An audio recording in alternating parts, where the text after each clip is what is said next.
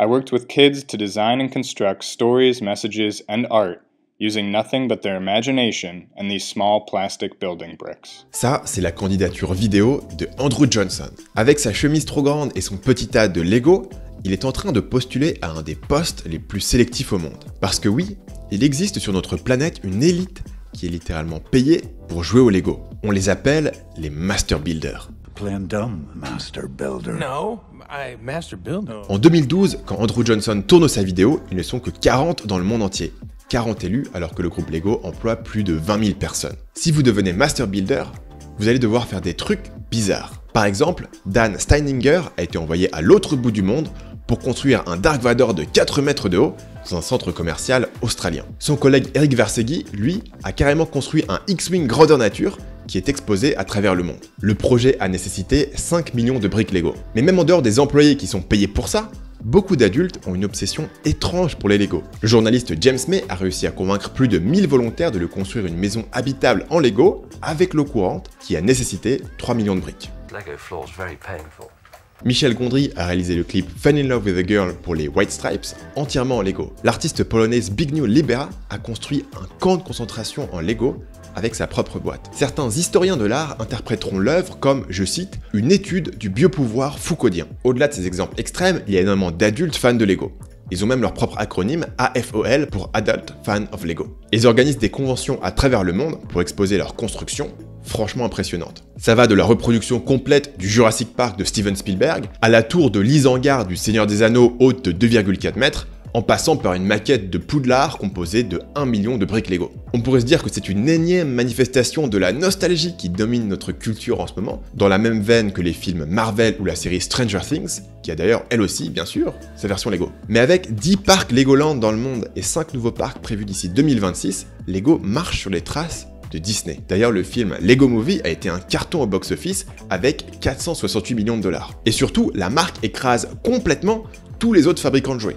Son bénéfice net en 2020 s'élève à 1,5 milliard de dollars, ce qui est 2 fois plus que Bandai Namco, qui vend les produits dérivés Dragon Ball et Naruto, c'est 3 fois plus que Hasbro, qui possède des franchises à succès comme les Transformers et le Monopoly, et c'est 12 fois plus que Mattel, qui possède la poupée la plus vendue au monde, Barbie. Alors est-ce que ce seraient les adultes nostalgiques de Star Wars qui portent à eux-mêmes le chiffre d'affaires de Lego? D'après l'entreprise, la réponse est non.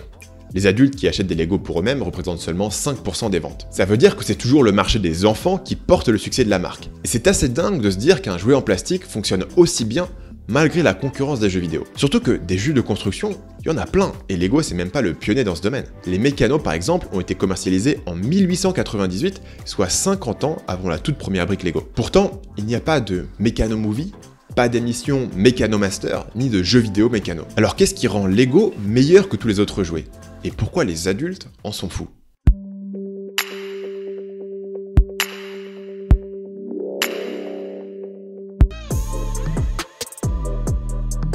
Minecraft est à ce jour le jeu vidéo le plus vendu de tous les temps, avec 238 millions d'exemplaires, loin devant GTA V, qui n'en est que à 160 millions. Alors je sais que les graphismes c'est pas le seul critère d'appréciation d'un jeu vidéo, mais comment expliquer que ça, ce soit mieux vendu que ça?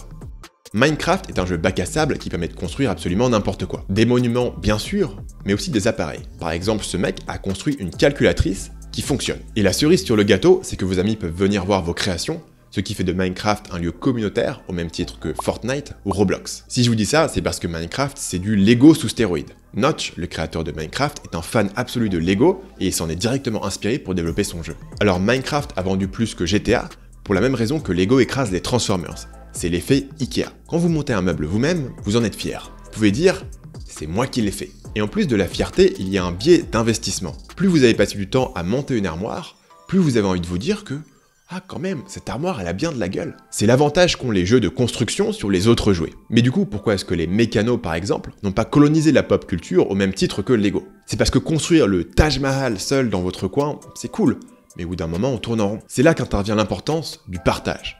Et pour en parler, il faut que je rentre un tout petit peu dans le détail technique des briques Lego. Les premières briques Lego étaient creuses, du coup les constructions n'étaient pas très stables. Donc ok, l'enfant qui avait construit une caserne de pompiers pouvait la montrer à ses parents, mais tôt ou tard elle allait finir par se casser. Et encore, il fallait que ce soit les parents qui se déplacent jusqu'à la construction, parce que c'était trop risqué de la bouger. I can't lift it up. It keeps falling apart. Mais en 1958, Lego modifie ses briques. Résultat, les constructions tiennent, donc vous pouvez fièrement transporter votre vaisseau spatial fait main pour le montrer à vos parents. Et le plus fort, c'est que si vous ne les touchez pas, un modèle peut même rester intact pendant 20 ans, ce qui est une des raisons pour lesquelles les adultes sont aujourd'hui prêts à investir des centaines d'heures dans une construction. L'autre grand avantage de la brique Lego, c'est sa versatilité. Les constructions sont solides, mais en même temps elles se démontent facilement, ce qui permet de réutiliser les briques d'un modèle donné pour tenter quelque chose de complètement différent. Donc une boîte de Lego offre automatiquement une meilleure rejouabilité qu'une boîte de mécano, qui est beaucoup plus fastidieux avec son système de boulons. Ça permet à Lego de devenir plus qu'un simple jouet. C'est un matériau avec lequel on peut créer tout ce qui nous passe par la tête, de la remontée mécanique pour bonhomme Lego à la prothèse de bras pour être humain. Mais il y a un problème avec ce niveau de liberté. Les premiers sets de Lego n'avaient pas de notice. Il fallait entièrement vous débrouiller avec votre imagination. Et ça, c'est une situation qui peut être assez paralysante pour beaucoup de gens. Donc la marque a commencé à ajouter des instructions de montage pour réintroduire du dirigisme. Sur la surface, ça semble contradictoire. Si vous suivez bêtement la notice, vous n'exprimez pas vraiment votre créativité. Et une fois que vous avez terminé la construction, vous vous retrouvez avec un jouet, tout ce qu'il y a de plus classique. Mais psychologiquement, c'est gratifiant de suivre les instructions pour au moins deux raisons. La première, c'est l'effet Ikea dont on a déjà parlé. Même si vous avez suivi la notice, vous pouvez vous sentir fier quand vous atteignez un résultat final qui est cool. C'est un effet qui est assez subtil, mais il est réel. Par exemple, en tant que fier propriétaire de ce magnifique camping-car Lego, quand ma fille joue avec et le casse en 12 morceaux, j'ai une petite satisfaction à savoir exactement comment le réparer. Un peu comme si j'étais un bricoleur de génie qui est capable de démonter une machine à laver, comprendre exactement ce qui va pas et la réparer, ce que je suis, soyons clairs, absolument incapable de faire. Mais avec le set Lego, je comprends exactement comment il fonctionne et le rôle que joue chaque petite pièce. Ça peut paraître idiot, mais c'est une de mes seules possessions que je serais capable de démonter et de remonter parce que j'ai essayé une fois de démonter mon téléphone pour changer l'écran moi-même et ça s'est mal passé. Alors dans un monde où nous sommes entourés d'objets que nous comprenons de moins en moins, il y a quelque chose d'ultra satisfaisant dans un Lego que vous maîtrisez sur le bout des doigts. Le second facteur psychologique, c'est l'effet tutoriel. Si vous n'avez jamais joué au Lego et qu'on vous met tout d'un coup devant une boîte de 1000 briques, c'est dur de bien comprendre quoi faire avec. Vous n'avez pas de modèle mental de comment c'est censé fonctionner ou par où commencer. Mais à chaque fois que vous suivez une notice, vous comprenez un peu mieux les mécaniques d'une construction Lego, ce qui vous permettra plus tard de faire vos propres inventions. D'ailleurs, c'est marrant de voir que Minecraft a suivi la même évolution. Quand j'ai joué à Minecraft pour la première fois, c'était la version alpha. C'était déjà une claque en matière de liberté et de construction, mais il y avait deux problèmes. D'une part, il n'y avait aucun tutoriel en jeu, donc c'était quasiment impossible de savoir comment fabriquer une simple pioche sans lire un wiki, ce qui cassait pas mal le rythme. Ensuite, il n'y avait aucun objectif clair. C'est à vous d'inventer vos propres défis, comme construire une super maison au milieu de l'océan ou creuser la mine la plus profonde, mais le jeu ne vous donnait pas de direction, ni de récompense pour votre progression. Avec le temps, Minecraft a gardé son côté ouvert et créatif, mais les développeurs ont ajouté des objectifs de progression clairs, comme accéder à la zone du Nether, ou même un genre de boss final appelé le Ender Dragon. Ce genre d'objectifs permettent d'accueillir plus facilement les nouveaux joueurs en réduisant le champ des possibles, le temps d'apprendre les mécaniques de base du jeu. Et donc Lego a vécu exactement la même progression. Le jouet a commencé comme un terrain totalement ouvert, au risque d'introduire une paralysie, puis il a ajouté un mode de jeu ultra linéaire avec les notices. La cerise sur le gâteau, ce sont les mini-figurines inventées en 1978. C'est quelque chose qui n'existe pas chez les concurrents, et c'est tellement central à mon expérience de Lego étant petit, que j'ai été choqué d'apprendre que des générations d'enfants ont dû vivre sans mini-figurines. Parce que ces petits personnages, ils permettent de vous raconter des histoires. C'est vrai pour les enfants, qui vont faire voler leur vaisseau spatial, mais aussi pour les adultes. Parce que c'est ces figurines qui humanisent les constructions. Sans mini-figurines, mon camping-car Lego, c'est juste un véhicule utilitaire. Mais ajoutez le papa, et la maman, et le bébé. Et tout d'un coup, on imagine deux jeunes parents qui ont démissionné de leur job à la défense pour pouvoir faire un road trip à travers le monde avec leur bébé. Star Wars, Indiana Jones, Harry Potter, Batman, Jurassic World, Super Mario, Marvel, Stranger Things, The Last Airbender, Le Hobbit, Ghostbusters et même Friends. Tout blockbuster qui se respecte se doit d'avoir sa gamme Lego. Ça a commencé en 1999 avec la sortie de Star Wars, La Menace Fantôme. À l'époque, c'est la stratégie de la dernière chance pour Lego. Les bénéfices ont baissé tout au long des années 90, au point qu'en 98, Lego a déclaré sa première perte et a dû licencier plus de 1000 personnes. Alors le partenariat avec Star Wars est un très bon deal pour Lego. Déjà, ça permet de vendre des jouets aux enfants qui voient pour la première fois un film Star Wars en salle, et je rappelle qu'aujourd'hui c'est de bon goût de se moquer de la menace fantôme, mais à l'époque le film a rapporté 924 millions de dollars au box-office, et personnellement, j'avais 7 ans, j'ai surkiffé et j'ai eu plein de Lego Star Wars après. Donc ça a super bien marché sur moi. Mais ça permet aussi de capitaliser sur la nostalgie des parents fans de la trilogie originale. Imaginez la scène. Vous devez acheter un cadeau de Noël pour votre neveu Hector qui vient d'avoir 8 ans. Vous êtes au rayon jouet de votre grande surface préférée et devant vous, il y a deux modèles de Lego, un vaisseau Star Wars et un camion de pompiers. Si vous êtes fan de Star Wars, vous serez tenté de prendre cette boîte en raison de votre propre attachement à la franchise. Alors bien sûr, peut-être que Hector rêve de devenir pompier, mais c'est pas lui qui achète le jouet, c'est vous. Et dans votre esprit, l'existence de cette boîte Star Wars donne à la marque Lego une nouvelle aura. C'est ce qu'on pourrait appeler l'effet Apple. Dans l'esprit du grand public, Apple c'est la marque des créatifs parce que les graphistes l'utilisent, mais en réalité, l'immense majorité des clients de Apple, c'est monsieur et madame tout le monde qui ne vont rien faire de plus compliqué sur leur appareil que naviguer sur le web. Et il se passe quelque chose de similaire avec Lego, parce que grâce au partenariat entre Lego et Star Wars, vous avez maintenant la possibilité théorique de décorer votre salon avec un Faucon Millennium, ce qui rend la marque super cool, même si une partie de leur catalogue propose toujours des voitures de police. C'est aussi pour ça que Lego a produit des sets basés sur des sitcoms des années 90 comme Friends ou Seinfeld. Ça ne vise évidemment pas les enfants, et même chez les adultes, ça va faire peu de ventes. Mais pour les fans de Lego et les créateurs de contenu, c'est un kiff de voir que vous pouvez absolument tout faire avec Lego, et ça renforce l'attachement à la marque. Devant le succès de sa gamme Star Wars, Lego rempile en 2001 avec un autre rouleau compresseur, la franchise Harry Potter. Et depuis, ça ne s'arrête plus. Ils ont même fait une collection Lego Minecraft, c'est-à-dire que vous pouvez reproduire en Lego des scènes d'un jeu vidéo inspiré par Lego. Et cette multiplication des licences produit un cercle vertueux pour Lego. Toutes les mini-figurines ont la même taille et toutes les briques sont interopérables. Donc Batman et Dark Vador peuvent se retrouver au milieu de Poudlard pour faire un duel à mort. Étant gamin, on s'est tous posé la question de savoir qui était plus fort entre un ninja et un chevalier, ou entre Darth Maul et Wolverine. Avec Lego, les enfants peuvent créer les crossovers les plus délirants au monde. Et pour l'adulte qui choisit les jouets, cette standardisation facilite la décision. Si votre neveu Hector a déjà un camion de pompiers de la collection Lego City, vous savez qu'il pourra le démonter et le combiner avec la Batmobile que vous allez lui acheter. The soundscapes range from tracks mimicking the gentle rhythm of searching through piles of bricks to a lazy evening building. Le 1er février 2021, Lego sort une playlist intitulée Lego White Noise. Au programme, 3h30 d'ASMR à base de bruit Lego.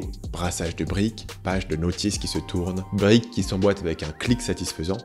Enfin, peut-être pas si satisfaisant que ça, parce que certains fans de Lego ragent. Il y a la team premier degré qui nous dit « Aïe les oreilles ! Je rage lorsque des briques tombent au sol, alors écoutez ce son, non merci !» Ils cherchent à nous pomper plus de fric, mais ils se trompent de stratégie là. Et de l'autre côté, on a les rois de la punchline. Jules à côté, c'est Mozart. Je trouve qu'il manque en bonus le son de la personne qui marche sur une brique et qui se déchire le pied. Pourtant, l'idée d'une playlist Lego ASMR n'est pas si farfelue qu'elle en a l'air. Parce que pour beaucoup d'adultes, monter un Lego, c'est une activité relaxante. C'est ce que reconnaît ce commentaire, plus nuancé que les autres. L'idée est géniale en soi. Le bruit de tes mains qui farfouillent dans les pièces étalées sur la table, ou encore le bruit des pages du manuel que tu tournes au fur et à mesure que ta construction prend forme comme par miracle sous tes yeux, participe de l'effet apaisant de la construction d'un modèle Lego. Parler de miracle peut sembler un peu fort, mais ce commentaire n'est pas un cas isolé. Les AFOL, les fameux adultes fans de Lego, utilisent le terme Dark Age, littéralement un âge des ténèbres, pour parler de la période de leur vie où ils ont arrêté de jouer au Lego.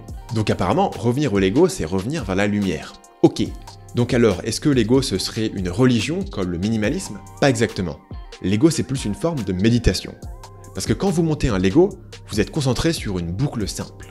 Tournez la page, trouvez les briques qu'il vous faut, l'éclipser en place, puis recommencer. Vous êtes à la recherche du geste parfait, comme dans la cérémonie du thé. Ce qui est génial, c'est que quand vous montez un modèle, c'est tout ce que vous faites. Vous êtes totalement concentré sur la construction. La façon dont les briques s'emboîtent parfaitement est tellement apaisante. Je suis presque triste quand je vois que j'arrive à la fin du livre d'instructions. Je sais que c'est bientôt la fin. Je veux que ça dure pour toujours, alors je m'assure qu'il n'y ait pas de distraction et que je pourrai prendre mon temps et vraiment m'en délecter. En soi, se concentrer sur une tâche, c'est pas exclusif au Lego. Jouer à Doom en mode Nightmare ou tenter de finir un puzzle de 1000 pièces demande aussi de la concentration. Mais Lego possède une vertu thérapeutique supplémentaire et c'est l'organisation du monde. En tant qu'adulte, on subit deux sources majeures de stress.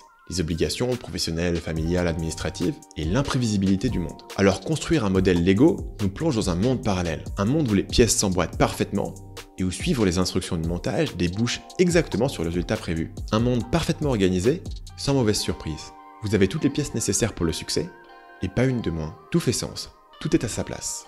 Il ne vous manque rien. Les vertus thérapeutiques de l'organisation se voient aussi dans la manière dont les plus gros fans stockent leurs briques. What I did below it is I organized everything by like accessories. I did all my favorite accessories that I need at all times. And then I did city theme and then like Star Wars. Si vous pensez que je pars trop loin, considérez que le site Lego vous propose littéralement de construire votre havre de paix. Et pour aller au bout du délire zen, vous pouvez désormais construire un bonsaï en Lego. Tout ça est une bonne stratégie d'un point de vue marketing, parce que le tarif de cette thérapie est proportionnel au temps de montage. Ce sont les adultes qui achètent les boîtes haut de gamme comme le Château Poudlard à 420 € ou le Faucon Millennium à 800 €.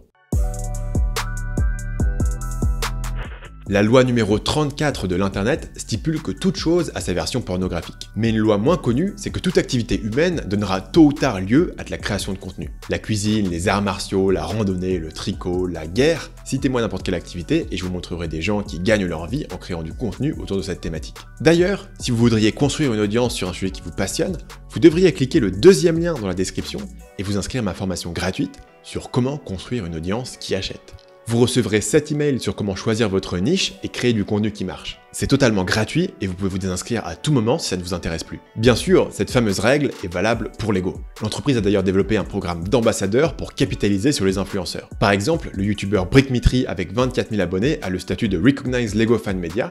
Concrètement, ça veut dire que Lego lui envoie régulièrement les nouvelles boîtes pour qu'il fasse des tests. Donc au programme de son contenu, on a des tests de nouvelles boîtes et des unboxings, des news et des commentaires sur l'actu Lego, des interviews, et des streams de montage de Lego sur Twitch. En 2021, Brickmitry a testé un nouveau format, des conseils d'achat pour les fêtes de fin d'année. Ça illustre l'intérêt pour Lego d'avoir des fans adultes.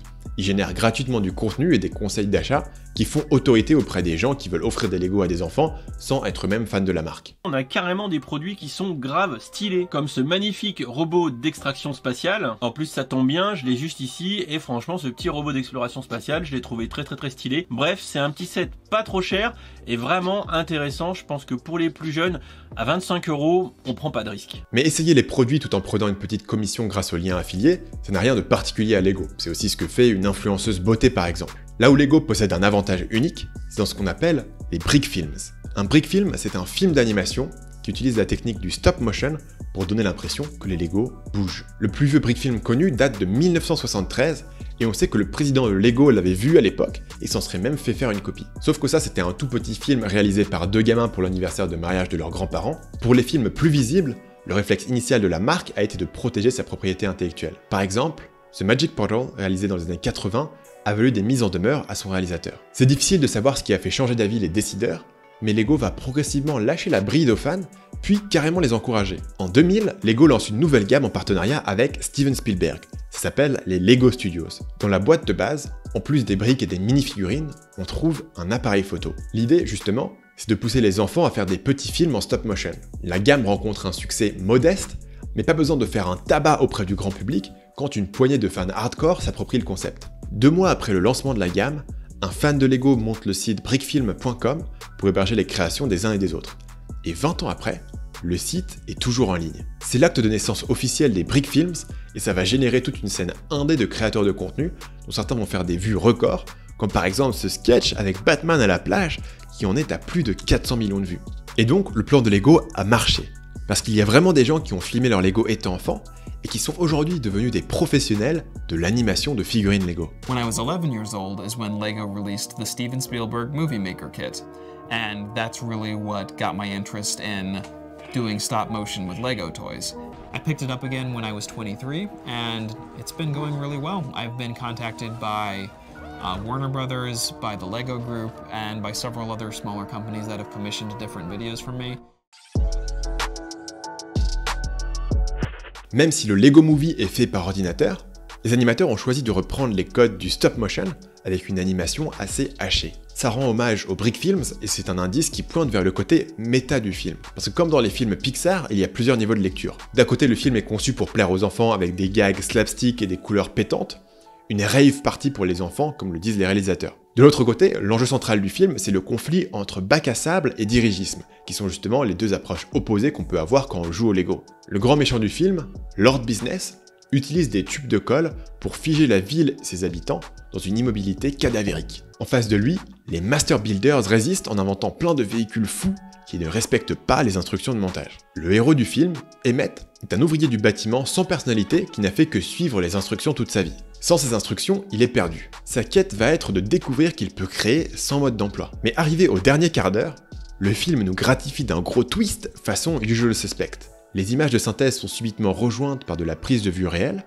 et on découvre que l'aventure d'Emmett est inventée par Finn, un enfant humain. Finn joue dans un sous-sol qui héberge la reconstitution d'une ville américaine en Lego qui appartient à son père. Et son père, joué par Will Ferrell, est représenté dans son jeu par Lord Business. Alors le conflit entre créativité et dirigisme devient un conflit entre un père obsessionnel qui fixe ses Lego avec de la colle comme on le ferait avec des maquettes, et son enfant qui voit les Lego comme des jouets. You know the rules. This isn't a toy. It kind of is. No, actually it's a highly sophisticated interlocking brick system. Donc le père est un fan de Lego qui a perdu son chemin. Il y a même un clin d'œil aux AFOL, puisqu'il n'y a qu'eux qui peuvent savoir que la première boîte de Lego était vendue sous l'appellation Automatic Binding Bricks. Donc le film est là pour renforcer la proposition de valeur de Lego, qui est de réveiller l'enfant qui est en nous. What I see are people inspired by each other and by you. People taking what you made and making something new out of it. Émotionnellement, ça marche à fond, parce qu'aucun papa ne veut être le méchant dans l'histoire inventée par son enfant. D'ailleurs, le dénouement du film joue explicitement sur l'admiration du fils pour son père et ce qu'il a créé. You don't have to be the bad guy. You are the most talented, most interesting, and most extraordinary person in the universe. Touché par ce discours, le papa sort le dissolvant à colle et accepte de laisser Flynn jouer avec ses Lego. La créativité l'emporte sur le dirigisme. Le père et son fils inventent ensemble la fin de l'aventure d'Emmett et de ses potes Master Builders. Et là, caché sous notre nez en plein milieu du film, on a le secret qui différencie Lego de tous ses concurrents. Les jeunes d'aujourd'hui aiment le luxe, méprisent l'autorité et bavardent au lieu de travailler. Ils contredisent leurs parents, plastronnent en société, se hâtent à table d'engloutir les desserts, croisent les jambes et tyrannisent leurs maîtres. À notre époque, les enfants sont des tyrans. Donc ça, c'était une citation de Socrate, 400 ans avant Jésus-Christ. Alors là, tout de suite, on a envie de dire « Ok, boomer ». Mais en vérité, cette citation contient une information importante. À chaque génération, les adultes trouvent que la jeunesse part en sucette, parce que les mœurs changent. Donc quand j'étais enfant dans les années 90, il y avait cette idée que les écrans étaient abrutissants. C'était dû en grande partie au fait que la génération de nos parents avait grandi à l'époque de la télé, un médium passif qui cible le plus petit dénominateur commun. Donc même si jouer à Wind Waker ou à Age of Empires était plus stimulant que la télé, il y avait cette notion que le temps passé sur un écran était d'une certaine manière malsain. Pour un parent en 2022, la même question se pose avec l'avènement des smartphones et de cette abomination qui vient dévorer l'âme de nos enfants, Cocomelon. Mais le Lego est un jouet qui transcende ce problème. Il y a le côté vaguement éducatif, avec la notice et la construction. Les Lego, globalement, ça fait travailler l'espace. Il y a l'espace en 2 dimensions, il y a aussi l'espace en 3 dimensions, parce qu'on est dans des volumes. Mais il y a un autre aspect qui est très important, c'est la motricité fine. Mais surtout, le Lego est un produit qui évolue constamment, sans jamais devenir incompréhensible pour la génération précédente. C'est rare dans un monde où les changements technologiques ne font que s'accélérer, et vous pouvez vous sentir largué par Snapchat et TikTok à 25 ans. Mais ce n'est pas grave si votre grand-père ne comprend rien à Internet, et si votre maman pense que les NFT sont une maladie sexuellement transmissible. Le gameplay des Lego n'a pas changé depuis plus de 60 ans. D'ailleurs, tous les produits Lego sortis à ce jour sont rétrocompatibles avec les briques de 1958. Et comme les briques Lego sont très solides, basiquement conçues pour résister aux morsures d'enfants, elles se conservent extrêmement bien. On peut même en hériter. J'ai récupéré des caisses entières de Lego qui venaient de mon père, et mes enfants auront cela, plus tous mes vaisseaux spatiaux. Alors que mes autres jouets de l'époque, bof. Je sais pas si un vieux Batman qui a perdu la moitié de ses accessoires, ça va les faire autant kiffer. Cette transmission fonctionne aussi dans l'autre sens avec des parents qui tombent amoureux de Lego grâce à leurs enfants. En début de vidéo, je vous ai parlé de Dan Steininger, un master builder qui a été envoyé construire un Dark Vador de 4 mètres de haut. Et bien c'est un gars qui jouait pas au Lego quand il était petit. Mais une fois devenu papa, il s'y est mis grâce à son fils, et c'est comme ça qu'il a eu l'idée de postuler dans l'entreprise. Aujourd'hui, son fils travaille aussi chez Lego comme master builder. Et ça c'est beau. Le Lego est un des seuls jouets qui est à la fois suffisamment simple pour un enfant et quand même intéressant pour un adulte. Si vous prenez par exemple les jeux de société, ceux qui sont accessibles pour un enfant sont simplistes pour un parent, mais vous pouvez pas non plus inviter Timothée, 5 ans et demi, à votre campagne Donjons et Dragons. Pareil pour des jouets populaires de mon époque comme Action Man ou Barbie. Donnez ça à un parent et il sait pas trop quoi en faire. Mais j'ai passé des heures à construire des bases Lego avec mon père, et je crois que c'était aussi fun pour lui que pour moi. D'ailleurs, j'ai eu l'occasion de jouer avec mes neveux à Noël, et c'était un kiff. Vous leur construisez un petit train, et ils vous regardent comme si vous étiez Léonard de Vinci. Et je dois dire que je suis assez impatient que mes propres enfants soient en âge de jouer au Lego. Souvent, une marque qui domine son marché parle à un besoin humain plus profond qu'il n'en a l'air. Ce que vend Lego, ce n'est pas vraiment des petites briques en plastique. Ils vendent un moment de partage avec vos enfants, et, ce qui est peut-être encore plus rare, un moment de partage avec votre enfant intérieur. Ce qui m'a intrigué au départ chez Lego, c'est qu'ils font 2 fois le chiffre d'affaires de leur concurrent le plus proche, mais 10 fois les bénéfices. C'est comme Apple qui génère des bénéfices disproportionnés par rapport à leur part de marché. Et la raison dans les 2 cas, c'est que les gens sont prêts à payer plus cher pour ces produits. Dans mon propre business, je me pose la même question. Qu'est-ce qui fait la différence entre des gens qui sont prêts à payer 10 € pour un e-book ou 100 € pour une formation ou 1000 € pour un programme d'accompagnement? Et comment est-ce que vous pouvez monter en gamme pour à la fois apporter plus de valeur et vous faire payer plus cher pour cette valeur? J'ai condensé les meilleures pratiques sur le sujet dans un guide gratuit que j'ai appelé la méthode hybride. C'est la nouvelle manière de créer des offres de formation irrésistibles, même si vous avez une petite audience, et sans passer pour un vendeur de tapis. Le guide est totalement gratuit, il suffit de cliquer sur le lien qui est en haut de la description et d'entrer votre email. Vous pouvez vous désinscrire à tout moment en un clic. À la prochaine.